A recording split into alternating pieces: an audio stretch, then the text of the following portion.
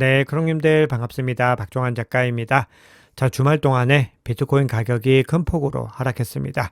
이렇게 하락을 이끈 요인은 크게 두 가지 정도로 정리할 수 있습니다. 첫 번째는 새 연준 의장으로 케빈 허시를 지명을 하면서 정책적인 불확실성이 높아진 겁니다. 여기에 덧붙여서 주말 동안에 또 미국과 이란 간의 지정학적인 긴장까지 겹치면서 시장은 현재의 리스크를 깊이 이해하기보다는 일단은 물량을 줄이고 보자라는 공포 국면에서 반응을 했습니다.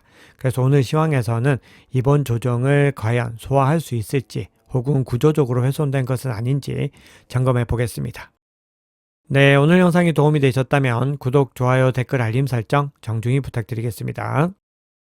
네, 앞서 설명드렸듯이 두 가지 리스크가 겹치고 있습니다. 여기에 덧붙여서 일단 셧다운이 단기적으로 해결될 가능성이 높지만 부분적으로 셧다운에 돌입했다라는 부분들도 작용을 했는데요. 과연 시장에 어떤 영향을 미치게 될지 하나씩 한번 살펴보겠습니다.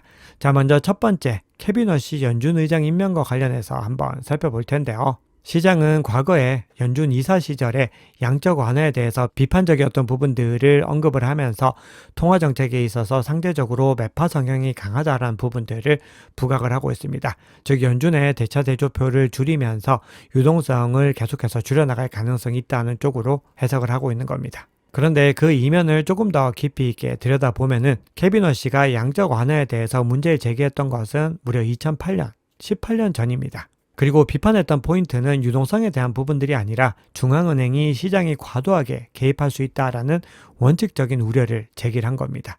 즉 긴축 선호라기보다는 연준의 역할에 대해서 전통적인 입장을 보인 것이죠. 그런데 최근의 움직임들 한번 살펴보시면은 수년간 기준금리 인하 필요성을 언급을 해왔고 그리고 트럼프 대통령의 정책 기조에 보조를 맞춰왔습니다. 그래서 오히려 월가에서는 제롬 파월보다도 더 적합한 인물이다. 이런 긍정적인 반응을 보이고 있습니다. 결론적으로 케빈 허시는 단순히 매파가 아니라 원칙을 중시하지만 정책 유연성을 인정하는 인물이다. 이렇게 볼 수 있고요. 그렇기 때문에 시장에서는 매파적인 비둘기다. 이렇게 보기도 합니다. 자, 그런데 여기에 덧붙여서 핵심은 이 매파적인 성향이 아니라 관계성에 있습니다. 케빈 허시의 이름이 본격적으로 거론되기 시작한 것은 스콧 베센트 재무장관이 임명된 이후인데요. 이 두 사람이 과거에 같이 일했던 인연이 있고 그리고 케빈 허시의 장인과 이 트럼프 대통령의 끈끈한 사이에 대해서도 계속해서 회자가 되고 있죠. 즉 결론적으로 케빈 허시를 현재 시점에서 선택한 이유 자체가 연준 재무부 백악관 간의 정책 조율이 가능한 관계성에 있다는 겁니다. 즉 케빈 허시가 최종적으로 임명이 됐을 때는 오히려 연준은 뒤로 점차적으로 존재감을 숨기고 재무부가 더 중심이 돼서 통화정책의 주도권을 가지고 갈 수 있다는 것을 의미합니다. 자, 그런데 케빈 허시가 임명되기 위해서는 상원의 인준이 필요한데요. 현재 그 과정 자체가 굉장히 험난할 것이다. 이런 이야기들이 나오고 있습니다. 거기다가 제프리 앱스타인 파일에도 케빈 허시가 연루되었다. 이런 소식이 나오고 있기 때문에 불확실성이 크게 유지가 되고 있는 겁니다. 이야기가 조금 길었는데요. 미국과 이란 관련해서도 한번 살펴보겠습니다.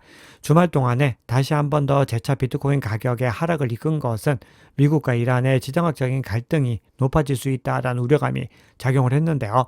이란 남부의 반더 아바스 폭발 보도가 나왔고 그 이후에 트럼프 대통령이 이슬람 혁명 수비대 풀 패닉 모드다 이런 포스팅을 게시를 하고 더 강한 하락세가 나왔습니다. 미국이 이란의 취약한 내부 상황을 기회로 삼아서 군사력을 전개할 수 있다. 이런 우려감과 더불어서 핵 문제를 명분으로 최고 수위 압박을 가하고 있습니다. 마지막으로 상원이 연방정부 예산안을 통과시켰는데 주말이 도래하면서 하원 의원들이 2월 2일 이후에 복귀할 예정입니다. 그래서 하원 최종 의결이 지연되면서 부분 셧다운에 돌입을 했습니다. 하지만 장기화될 가능성은 낮은 것으로 시장에서는 보고 있습니다. 네, 이번 주에는 중요한 거시경제 지표도 발표가 됩니다. 크게 경기와 고용 지표가 발표가 되는데요.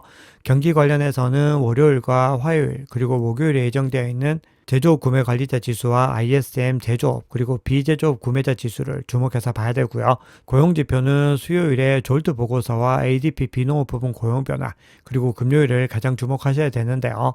비농업 고용 지수와 실업률이 발표가 됩니다. 자, 현재 비트코인 가격이 스트래티지의 평단가에 가까이 가 있습니다. 그런 가운데서 스트래티지의 설립자인 마이클 세일러가 자신의 X에 비트코인 매수를 암시하는 셀러 트래커 차트를 공유를 했습니다. 그러면서 더 많은 오렌지라는 코멘트도 덧붙였습니다. 비트코인을 지난주에도 추가 매수했다라는 것을 암시합니다.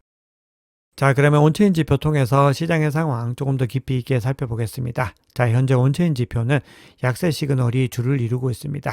그리고 현재 온체인상 중요한 구간을 하방 이탈했는데 빠르게 회복이 이루어지지 못할 경우에는 비트코인 가격의 추가 하방 압력 가능성도 염두에 두셔야 됩니다. 그리고 현재 주봉이 77K를 경계로 해서 마감이 되긴 했는데 오늘 미 증시가 열리는 상황들을 또 지켜보셔야 됩니다. 채권 시장과 미 증시가 움직이는 흐름들에 따라서 비트코인 가격도 추가적인 영향을 받을 수 있습니다. 자, 그러면 중요한 지표들 하나씩 살펴볼 텐데요. 어제는 주말이었는데요. 그럼에도 10월 10일 이후로 단일 하루 기준으로 가장 큰 규모의 청산이 발생했습니다. 24시간 동안 롱 포지션에서 무려 18억 9천만 달러, 한화로는 2조 5,500억 원 규모가 청산이 됐습니다. 이게 하루 동안에 청산이 된 규모입니다. 시장의 공포감이 극에 달했고 개인 투자자와 단기 투자자를 중심으로 그 이후에 패닉 셀링까지 이어지면서 더 많은 물량들이 시장에서 빠져나갔습니다. 자, 그리고 그런 매도 흐름들 중에서 중요한 포인트들 한번 살펴봤을 때 10년 넘게 한 번도 움직이지 않았던 비트코인이 이동을 했습니다. 그 숫자 자체는 100개 미만으로 많지 않지만 장기 휴면 상태였던 초고령 비트코인이 시장에 등장했기 때문에 심리적인 영향이 큰 이벤트로 볼 수 있습니다. 자, 그리고 파생상품 시장에서도 투심이 계속해서 줄어들고 있는데요. 비트코인 미결제 약정이 큰 폭으로 하락하는 것을 볼 수 있습니다. 이 구간에서도 추가적으로 더 하방 압력을 받고 있는데요. 10월 고점 당시에 절반 수준까지 줄어들었습니다. 그리고 모든 거래소에서 미결제 약정이 감소하고 있는 것이기 때문에 이 시그널은 강제 청산을 두려워한 트레이더들이 포지션을 정리하고 있는 것을 의미합니다. 그리고 이런 시그널은 두 가지 측면을 의미를 하는데요.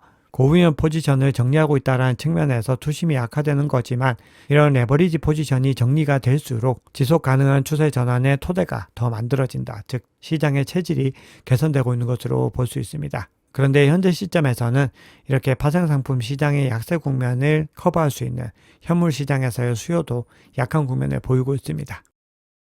자, 그래서 오늘 중요한 장표 세 가지를 더 추가적으로 말씀을 드려볼 텐데요. 자, 먼저 첫 번째로 비트코인의 현물 가격이 77K를 경계로 해서 움직이고 있고 일시적으로는 76K까지도 무너졌었는데요. 단기 보유자 실현 가격은 물론이고 활성 투자자들의 평균 가격인 87.3K를 넘어서 시장 평균 가격인 80.5K까지도 하방 이탈했습니다. 그래서 현재 시점에서는 이 가격 구간을 회복하는 것이 중요합니다. 그리고 이 가격은 심리적으로 가장 중요한 저항선 중에 하나인 80K와 맞닿아 있기 때문에 이 구간을 넘어서야지 추세가 전환이 될 수 있습니다. 자, 다만 그럼에도요, 현재 실현 가격인 55.9K와 비교했을 때는 월등하게 높은 구간에 있기 때문에 구조적인 붕괴 단계로 보기에는 이런 구간입니다. 그런데 비트코인 가격이 시장 평균 가격을 하회한 것이 무려 2년 반 만이기 때문에 심리적으로는 굉장히 많은 타격을 받은 구간인 것은 틀림없습니다.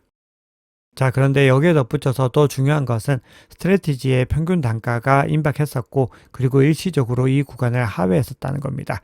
현재 스트래티지의 실현 가격은 76K를 경계로 형성이 되어 있습니다. 그리고 이 가격 구간을 하방 이탈한 가장 최근이 2023년 10월이었기 때문에 앞서 시장 평균 가격과 마찬가지로 대략적으로 2년 반 만에 이 구간을 하방 이탈한 것들도 확인할 수 있습니다.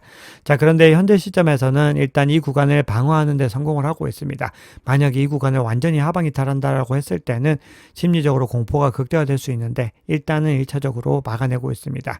그런데 더 중요한 부분은 비트코인이 스트래티지 평단가를 하회한다고 해서 스트래티지가 강제 매도를 한다거나 그런 것은 아닙니다. 오히려 추가 매수에 대한 부분들을 암시하고 있고 바닥 구간을 닦는 방향 전환의 트리거로서 작용을 할 수 있습니다. 자, 마지막으로 장기 보유자들의 공급 한번 살펴볼 텐데요. 장기 보유자 공급이 현재 매수세가 더 우위에 있습니다. 단기 보유자 공급은 감소했지만 장기 보유자 공급은 계속해서 증가하고 있는데요. 장기 보유자가 매도하는 물량보다 더 많은 비트코인이 장기 보유 상태로 전환되고 있다는 의미입니다. 그리고 월 평균 약 18만 6천 개 정도 BTC가 추가로 장기 보유자 공급에 편입이 되고 있는데요. 역사적으로 볼 때는 이런 시그널은 긍정적인 신호입니다. 다만 현재 시장의 환경이 여전히 매우 심리적으로 부정적이기 때문에 전체적인 수요 자체는 약하고 그리고 일부 단기 보유자들이나 개인 투자자들의 투매는 더 강하게 이어질 가능성도 염두에 둬야 됩니다. 뒤에서 코인베이스 프리미엄 지표에서도 언급을 드리겠지만 장기 보유자 공급이 늘어나고 있다는 것은 그럼에도 구조적인 붕괴가 일어나진 않고 있다는 것을 의미합니다.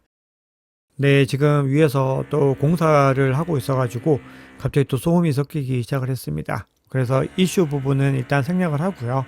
중요한 시그널들 위주로만 간단하게 말씀을 드리고 오늘 시황을 좀 마무리하겠습니다. 자, 바이낸스 CBD 상으로 파이어 차트에서는 75K에 가장 진하게 매수벽이 형성이 되어 있습니다.